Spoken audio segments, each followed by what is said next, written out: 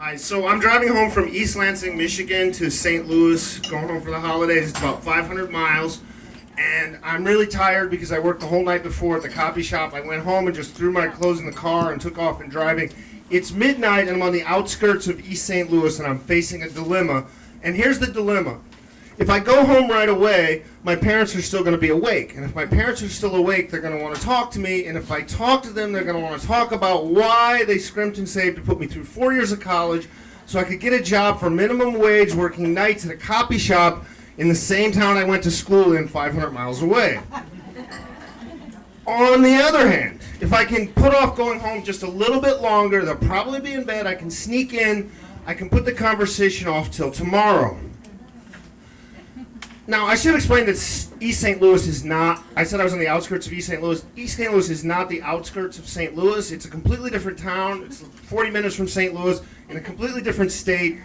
It's a little bit of a rough place. It's where the all-night bars, the strip joints, the rubber reprocessing plant, and the cattle slaughterhouse is. It's a rough place. To give you an idea of what it's like, John Carpenter shot the movie Escape from New York almost entirely in East St. Louis. Google it, I'm not making this up. It's almost entirely filmed in East St. Louis because apparently East St. Louis can pass for what Manhattan would look like 10 years after it was turned into a high-security prison.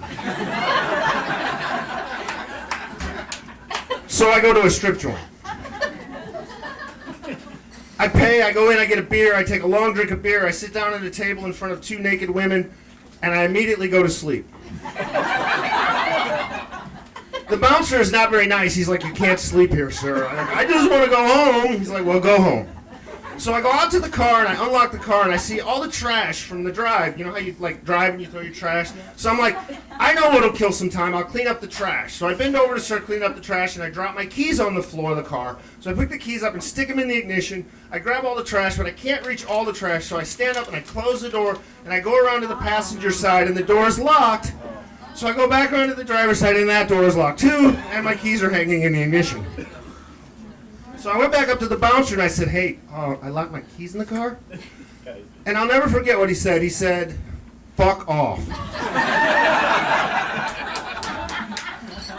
But I just stood there looking for pathetic for long enough that eventually he said, "There's a police station down that way." So I look down this street and there's some prostitutes and like some guys hanging out with some sort of late night social event, I guess. And there's like a street light burned out and another street light that's kind of popping like. I'm like, all right, well, but what am I going to do? So I start walking down there. A few people yell at me and whatnot, but nobody really stops me. So I get to this cinder block building, which must be the police station, but it has no front door. It has like a steel trap, and there's a intercom next to it with a red button. So I push the red button, and they say, "Come around." So I walk around the outside of the building, and it's literally like a teller at a drive-up bank. There's plexiglass, bulletproof glass, and there's a policeman behind the bulletproof glass in a uniform, sitting on a stool with a gun and everything, just sitting there looking at me. And I'm like, I don't know what to do. And he motions, there's a little grate. So I lean forward to the grate and I say, "I locked my keys in my car." And he says, "I can't help you with that." So I stand there for a minute more looking at him. And eventually he motions me to come forward again. So I lean forward and he says, "Sir, this is a very dangerous area. You really shouldn't just stand there." And I'm thinking, he's on the other side of glass with a gun, and he's telling me that I should... So I start walking back to my car, and immediately I realize somebody's following me.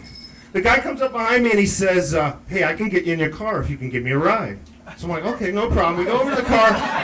He reaches in his pants, and he pulls this thing out. I was like, 1 foot, 2 foot, 3 foot. It's a Slim Jim, thank you. If you thought it was something else, you have a tenuous grasp of human anatomy. He pops it in, we go, we drive, we're driving around, he says, "Park here, wait here, I'll be right back." So now I'm thinking, how long do I have to wait? And I hear, pop, pop, what? And then bang, and I look over and he's banging on the passenger side window with a gun, and he says, "Bro, they're shooting at me, let me in." I don't know if I mentioned this, but I'm an ethics professor. And this was a classic moral dilemma, but prudence won out. I mean, he had the gun right there, so I let him in. I just follow his directions. We go back to his house. We get there. He turns to me. He says, "Thank you, bro. Thank you." He says, "You look really tired. Do you want to smoke some of this crack with me?" And I'm like, no thanks, I have to go home. So I get home, and of course my mom is still awake, waiting up for me.